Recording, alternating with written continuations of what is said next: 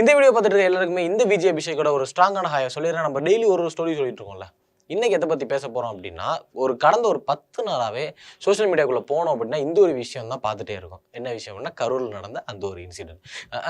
Skip பண்ணிடாதீங்க. நான் கரூர் மேட்டரை பற்றி பேச வரல. அந்த கரூர் மேட்டருக்கு அதை இஷ்யூ நடந்ததுக்கு ஒரு மெயின் ரீசனாக இருக்கிற ஒரு பொருள், அதாவது அந்த பிரச்சார வண்டி, தாவேகா தலைவர் விஜய் அவர்களோட பிரச்சார வண்டியை வந்து இப்போ பறிமுதல் செய்ய போகிறதா ஒரு தகவல் ஒன்று வெளியே வந்திருக்கு. ஸோ எதுக்கு அந்த வண்டியை வந்து பறிமுதல் செய்யணும், என்ன நடந்துச்சு, அந்த பஸ்ஸுக்கு இதுக்கு என்ன சம்மந்தம் இருக்குது, ஏன் பண்ணணும் அப்படின்றவங்களுக்குள்ள எக்கச்சக்கமான கொஸ்டின்ஸ் இருக்கும். அதை பற்றி தான் இந்த வீடியோவில் நான் டீட்டெயிலாக சொல்ல போகிறேன். ஏன் பறிமுதல் பண்ணுறாங்க, என்ன ஆச்சு, என்ன பிரச்சனை, எதனால் அப்படின்றத இந்த வீடியோவில் நான் ஃபுல்லாக சொல்ல போகிறேன். ஸோ அதை பற்றி நீங்கள் தெரிஞ்சுக்கணும் அப்படின்னா இந்த வீடியோ ஃபுல்லாக பாருங்கள். நான் உங்கள் விஜய் அபிஷேக், இது நம்ம ஜெம் டிவி.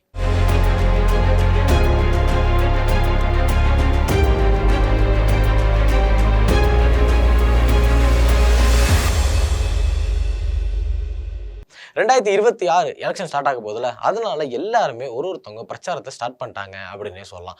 ஆனால் இப்போ செப்டம்பர் 27 நடந்த அந்த ஒரு இன்சிடென்ட், அதாவது கரூரில் வந்து கிட்டத்தட்ட 41 பேர் இறந்து போயிருக்காங்க. இதனால வந்து உலகமே சம்பிச்சு போயிருக்கு அப்படின்னு சொல்லி எல்லாருமே ஒரு பேசும் பொருளாக இருக்குது. இப்போ கரூர் விஷயம் அப்படின்னா ஒட்டுமொத்தமாக எல்லாருமே பேசும் பொருளாக இருக்குது. அது மட்டும் இல்லாமல் இந்த இன்சிடென்ட்னாலேயே நிறைய பேருக்கு ரோட் ஷோ வந்து கேன்சல் பண்ணியிருக்காங்க. ரோட் ஷோ நடக்கக்கூடாது அப்படின்னு. ஏன் எடப்பாடி பழனிசாமி அவர்களுக்கே வந்து ரோட் ஷோ கிடையாது அப்படின்னு சொல்லி டிஜிபி எல்லாமே சொல்லிட்டாங்க. ஸோ இது வந்து ஒரு மாற்றத்தை கொடுத்துருக்கு அப்படின்னே சொல்லலாம். மாற்றம் மீன்ஸ் எப்படி சொல்கிறேன் அப்படின்னா, இது நடந்ததுனால டெத்து அதிகமாகவும் நம்மளும் ரோட் ஷோவே கிடையாது அப்படின்னு சொல்லி இந்த மாற்றத்தை சொன்னேன். நம்ம உலகத்தர மாற்றம் இல்லை, வாய்ப்பு இல்லை ராஜா, வாய்ப்பு கிடையாது. இந்த மாற்றம் அதாவது இப்போ ரோட் ஷோ பண்ணக்கூடாது அப்படின்னு சொல்கிற மாற்றத்தை வந்து ஒரு புதுசாக கொண்டு வந்திருக்காங்கன்னு சொல்லலாம். இது வந்து நல்லதாக சொல்கிறதா இல்லை கெட்டதாக சொல்கிறதான்றது தெரியலை. சரி, ஓகே, நம்ம வந்து விஷயத்துக்குள்ளே வருவோம். என்ன பண்ணால் தாவேகா தலைவர் விஜய் வந்து இந்த ஒரு பிரச்சாரத்தை ஆரம்பிக்கிறதுக்காக ஒரு பஸ் ஒன்று வாங்கினார். அது பஸ்ஸுன்னு சொல்லலாம், கேரவன்னு சொல்லலாம், இல்லை அது வந்து ஒரு மினி ஹவுஸ்ன்னு சொல்லலாம், இல்லைன்னா ட்ரிப்புக்கு போகிற ஒரு பஸ்ஸுன்னு சொல்லலாம். என்ன அப்படின்னா அதுக்குள்ளேயே வந்து பாத்ரூம்லேருந்து எல்லாமே ஒரு மனுஷன் வாழ்கிறதுக்கு என்னென்ன வேணுமோ அது அனைத்தும் அந்த பஸ்ஸுக்குள்ளேயே இருக்குது. ஏன் அப்படின்னா தாவேகா தலைவர் விஜய் வந்து ஹோட்டல்லாம் தங்க மாட்டார்னு நினைக்கிறேன். அப்படியே பஸ்லேயே படுத்து தூங்கி எழுந்திரிச்சு போயிடுவாரோ என்னன்னு தெரியல. அதில் பெட்டெல்லாம் செட் பண்ணி வச்சுருக்காங்க, அது எதுக்கு அப்படின்றது தெரியல. ஒருவேளை அப்படியே எழுந்திரிச்சு போயிடுவாரோ என்ன, அது தரல. ஓகே, அதுக்குள்ளே எல்லா வசதிகளும் எல்லாமே இருக்குது அப்படின்னு சொல்லியிருக்காங்க. ஓகே, இப்போ அந்த பஸ்ஸை வந்து எதுக்கு பறிமுதல் செய்யணும் அப்படின்னு பார்த்தோம் அப்படின்னா, அதே தான் செப்டம்பர் 27 அந்த கரூரில் வந்து பிரச்சாரம் ஸ்டார்ட் பண்ணாங்களா. அதாவது இது வந்து ஆரம்பித்த இடம் எங்கன்னு பார்த்தோம் அப்படின்னா, நாமக்கல்லேருந்து கரூருக்கு போகிற வழியில் அந்த ஏரியா பேர் தவுட்டும்பாளையம். அதாவது நாமக்கல்லில் இறங்கி நாமக்கல்லேருந்து பிரச்சாரம் ஸ்டார்ட் ஆகிருக்கு. அப்படியே நாமக்கல்லேருந்து கரூருக்கு போயிருக்காங்க. அது நடுவில் தான் வந்து இந்த ஊர் இருக்குது, தவுட்டும்பாளையம். இந்த ஏரியாவில் வந்து ஒரு போலீஸ் செக் போஸ்ட் இருக்குது. இந்த இடத்துல தான் ஒரு இன்சிடென்ட் நடந்திருக்கு. என்ன அப்படின்னா, தாவேகா தலைவர் விஜய் வந்து அந்த பஸ்ஸில் போனோன்னே இந்த இடத்துல வந்து தாவேகா தலைவர் விஜய் கிடையாது, திரைப்பட நடிகராக இருக்க இளைய தளபதி விஜய்,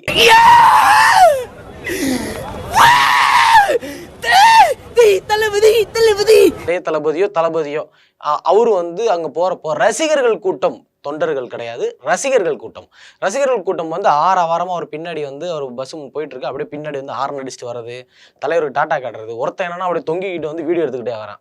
பஸ் போயிட்டே இருக்கு, இவன் தொங்கிட்டு வீடியோ எடுத்துகிட்டே வரான். அந்த சட்டம் கிழிஞ்சிருக்கு, அதை வேற அப்படி ஜாலியாக அப்படியே போஸ்ட் கொடுத்து அது ஒரு வீடியோவை போட்டு லைக்ஸ் வாங்குறானுங்க. அது என்ன கதை அப்படின்னு தெரில. இதுல வந்து அந்த மெயின் ரோட்ல வந்து அந்த பஸ்ஸு போயிட்டுருக்கு, பின்னாடியே வந்து ஒரு 4-5 வண்டி வருது சைடில். அதில் வந்து ஒருத்தர் ஸ்லிப்பாகி அந்த பஸ்ஸில் இடித்து கீழே விழுந்துடுறான். ஓகேவா. ஆனால் ஒரு தாவேகா தலைவர் விஜய் வந்து ரொம்ப ஒரு ஹியூமனிட்டியான ஆள். எப்படி சொல்கிறது அப்படின்னா, மக்களுக்காக மக்கள் வந்து ஒரு இப்போ ரொம்ப கஷ்டத்தில் இருக்காங்க, அவங்களை காப்பாற்றுறதுக்காக வந்திருக்காரு. அது மட்டும் இல்லாமல் என்ன வேணால் பண்ணுங்கள், என் ரசிகை மேலே கை வைக்காதீங்க, என் தொண்டை மேலே கை வைக்காதீங்க அப்படின்னு சொல்லி வீடியோ சொல்லியிருக்காரு. அப்படி மக்களுக்காக யோசிக்கிற விஜய் அவர்கள் வந்து அவன் கீழே விழுந்ததுக்கு வந்து வண்டியை நிப்பாட்ட கூட இல்லை, அது படு சருன்னு அப்படியே போயிடுச்சு. என்னன்னா இப்போ காமனாகவே கேட்குறேன், இப்போ நீங்கள் வந்து போயிட்டுருக்கீங்க அப்படின்றப்போ, இப்போ உங்கள் வண்டியில் அடித்து ஒருத்தர் கீழே விழுந்தான் அப்படின்றப்போ நீங்கள் நிப்பாட்டி என்ன ஆச்சுப்பா, ஒன்றும் இல்லைல்ல, தண்ணியை கூட நீங்கள் கொடுக்க வேணாம், நிப்பாட்டி என்னாச்சு, ஓகேவா, இந்த மாதிரி பண்ணாதீங்க அப்படின்ற மாதிரி சின்னதாக ஒரு அட்வைஸ். ஆனால் நீங்கள் சொன்னீங்க அப்படின்னா உங்களோட தொண்டர்கள் இல்லை, சாரி உங்களோட ரசிகர்கள் வந்து கண்டிப்பாக கேட்பாங்க இல்லையா. ஆனால் வந்து நீங்கள் வந்து எதுவுமே சொல்லலை, அந்த இடத்துல வந்து டாப் கியர் போட்டு அப்படியே நேராக போயிருக்கீங்க. இது விஷயமா தாவேகா தலைவர் விஜய் மேலே வந்து நிறைய வழக்குகள் வந்து இப்போ போட்டுட்ருக்காங்க. என்னென்னா அந்த 41 பேர் இறந்து போனாங்கல்ல, இது விஷயமா நிறைய கேஸுகள் போயிட்டுருக்கு. புஷி ஆனந்தெல்லாம் எங்கே இருக்காங்க, தலைமறைவாக இருக்காங்க அப்படின்னு நான் கேள்விப்பட்டேன். என்ன அப்படின்னா, அவர் எங்கே இருக்கார் அப்படின்னே தெரில. பேசாமல் புஷி ஆனந்த் வந்து பிக் பாஸ்குள்ளே அனுப்பிச்சி விட்டோம் அப்படின்னா 100 நாளைக்கு அவர் வந்து நீட்டாக தலைமறைவாக இருந்துடலாம் இல்லையா? ஆள்லாம் எங்கே இருக்காங்க அப்படின்றது ஒன்றுமே தெரியல. விஜய் அவர்கள் கூட ஒரு வீட்டில் இல்லாமல் நீலாங்கரை அப்படி இப்படின்னு சொல்லி மாறி மாறி இருக்க 2 வீட்லையும் மாறி மாறி தூங்கிட்டு இருக்காரு அப்படின்ற கேள்விப்பட்டோம். அது ஏன் இந்த மாதிரி இருக்காங்க அப்படின்றது தெரில. ப்ரெஸ்ஸை பார்த்து நின்று பேசலாம். அது எதுவுமே அவங்க பேசலை. ஒருவேளை அவங்க எந்த ஐடியாவில் இருக்காங்க தெரில. ஒருவேளை ப்ரெஸ்ஸில் வந்து கேட்டால் கொஷின் கேட்பாங்க, ஸ்கிரிப்ட் இல்லாமல் நம்ம மாட்டிக்குவோமோ அப்படின்ற ஒரு யோசனை இருந்தாலும் இருக்கலாம். ஓகேவா? இப்போ வந்து இந்த கேஸுக்கு போயிட்டு இருக்கிறப்போவே இந்த ஒரு வீடியோ வந்து ரொம்பவே வைரல் ஆச்சு. இப்போ ரீசெண்டாக வந்து பார்த்தோம் அப்படின்னா அந்த பஸ்ஸில் அடிச்சு கீழே விழுந்தாங்களா பைக்கில், அந்த வீடியோ வந்து ரொம்பவே வைரல் ஆனதுனால அங்கே இருக்கிற வக்கீல்கள் வந்து ஒரு வழக்கு ஒன்று போட்டிருக்காங்க.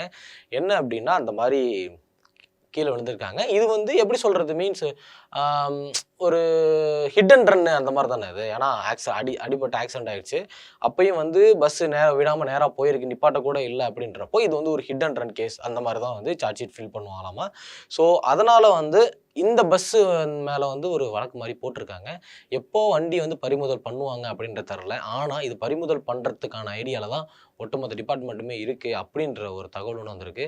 அது மட்டும் இல்லாமல் அந்த கரூரில் நடந்த இன்சிடெண்ட்டில் வந்து பஸ்ஸு மூவ் ஆனதுனால, அதாவது க்ரௌட் இருக்குது, எல்லாருமே அப்படியே சுற்றி இருக்கிறாங்க. அதை எப்படி சொல்கிறது அப்படின்னா, ஒரு ஒரு ஒரு சாக்லேட் இருக்குது அப்படின்னா, சாக்லேட் ஓப்பனில் இருந்துச்சு அப்படின்னா அந்த கொசு, ஈ, அப்புறம் எறும்பு எல்லாமே இப்படி குமிஞ்சு நிற்கும்ல, அந்த மாதிரி பஸ்ஸில் வந்து இப்படி குமிஞ்சு நிற்கிறாங்க. ஆனால் அந்த டிரைவர் வந்து குமிஞ்சிருக்கிறது கூட கவனிக்காமன்னு இல்லை, வண்டியை மூவ் பண்ண அவ்வளோதான். யார் வேணால் என்ன வேணா. இந்த பாகுபலி படத்தில் ஃபஸ்ட்டு பாகுபலி 1ல் ராணா இருப்பான். ஆப்போசிட்டில் வந்து அந்த அவங்க ஊர் ஆளுங்களை அப்படியே கட்டி போட்டு முட்டி போட வச்சுருப்பாங்க. இப்படிம்பாரு. பார்த்தா வந்து எல்லாமே நிப்பாட்டிடுவாங்க. ஆனால் அவர் ராணாலாம் கண்டுக்க மாட்டார். அடிச்சு விட்டு ஏத்துறா மாப்பிள்ள அப்படின்ற மாதிரி நேராக போய் சாவடிப்பார்ல, அந்த மாதிரி முன்னாடி எவ்வளோ பேர் இருந்தாலும் இவர் வந்து வண்டியை மூவ் பண்ணதுனால தான் அந்த நெரிசல் வந்து உருவாக்கப்பட்டுச்சு அப்படின்ற மாதிரி ஒரு தகவல் வந்திருக்கு. ஏன்னா இந்த கரூர் மேட்டரை பொறுத்தவரை எக்கச்சக்கமான விஷயங்கள் வந்து வெளியே வந்துட்டே இருக்கு. ஒரு விஷயம் புதுசாக ஒன்று சொல்கிறாங்க, ஒரு விஷயம் இப்படி சொல்கிறாங்க, ஒரு விஷயம் என்ன சொல்கிறாங்க அப்படின்னா குடும்பங்களை இழந்த பெற்றோர்களோ அந்த குடும்பத்தினர்களோ அவங்க வீட்டில் இறந்து போனவங்களோட குடும்பத்தினர்களோ எல்லாருமே விஜய்க்கு சப்போர்ட் பண்ணுறாங்க அப்படின்னு சொல்கிறாங்க. வீடியோ காலில் பண்ணி பேசுகிறப்போ உங்கள் மேலே தப்பு இல்லை, எங்கள் மேலே தான் தப்பு, டிஎம்கே மேலே தான் தப்பு. ஏன்னா டிஎம்கே என்னன்னா உங்களை பார்க்க வந்ததுனால உங்கள் மேலே தப்பு கிடையாது, நாங்கள் வந்தோம், ஏன் கவர்மெண்ட் எங்களை பார்க்க விட்டாங்க அப்படின்ற மாதிரி கொஸ்டின்லாம் கேட்குறாங்க அப்படின்னு சொல்லி ஒரு தகவல் ஒன்று வந்திருக்கு. ஒட்டுமொத்தமாக எல்லாருமே வந்து டிவிகேக்கு சப்போர்ட் பண்ணுறதாகவும் அது இறந்தவங்க வீட்லேயே டிவிகேக்கு சப்போர்ட் பண்ணுறதாகவும் ஒரு தகவல் ஒன்று சொல்கிறாங்க. ஆனால் இது வரைக்கும் அஃபிஷியலாக யாருமே இப்படி சொன்னாங்களா அப்படின்றது தெரியல. ஆனால் நிறைய பப்ளிக் பைட்ஸ் நிறையவே பார்க்குறோம். நிறைய வந்து டிவிகேக்கு சப்போர்ட்டிவாக பேசிட்டு தான் இருக்காங்க. ஸோ ஆனால் உண்மையிலேயே அது வந்து அந்த குடும்பத்தை சார்ந்தவங்களா அப்படின்ற விஷயம் நமக்கு தெரில. ஏன்னா அது வந்து நிறைய மீம் டெம்ப்ளேட்டாக கூட ஆகிட்டு இருக்கு. அதனால நமக்கு வந்து எது உண்மை எது பொய்ன்றது தெரில. எதுவாக இருந்தாலும் அந்த சிபிஐயோட, அதாவது பாஜக அந்த சிபிஐ இன்வெஸ்டிகேஷன் போயிட்டு இருக்குல்ல, அது முடிஞ்சதுக்கப்புறம் தான் எதாக இருந்தாலும் தெரியும். ஆனால் இவங்கள்ட்ட இருக்கிற முன்ஜாமீன் எல்லாமே கேன்சல் ஆகப்பட்டிருக்கு அப்படின்னு தான் சொல்கிறாங்க. ஓகே, நம்ம வந்து அந்த விஷயத்துக்குள்ளே பேசிடலாம். இப்போ இந்த பஸ்ஸை பறிமுதல் செய்கிறாங்க அப்படின்றது வந்து இதுதான் ரீசன்.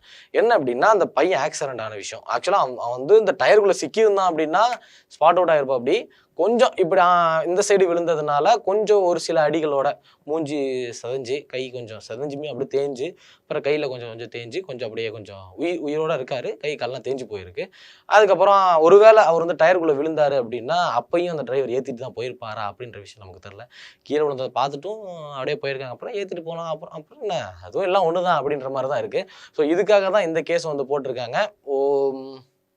ஓகே, இப்போ நான் சொல்லிட்டேன், இதுதான் நடந்திருக்கு அப்படின்றத நான் சொல்லிட்டேன்.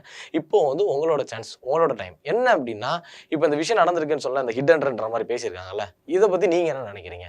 விஜய் தாவேகா தலைவர் விஜய் அவர்களோட பஸ்ஸை வந்து பறிமுதல் பண்ணலாமா வேணாமா அப்படின்றத மறக்காமல் கமெண்ட் செக்ஷனில் கமெண்ட் பண்ணிட்டு போங்க. இந்த மாதிரிலாம் இன்ஃபர்மேஷன்லாம் நீங்கள் தெரிஞ்சுக்கணும் அப்படின்னா என்ன பண்ணணும்?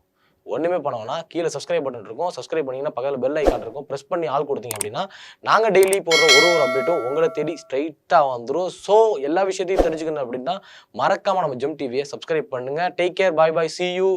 மறுபடியும் இன்னொரு கண்டென்ட்டோட நான் வந்து உங்களை சந்திக்கிறேன். Signing off Vijay Abhishek.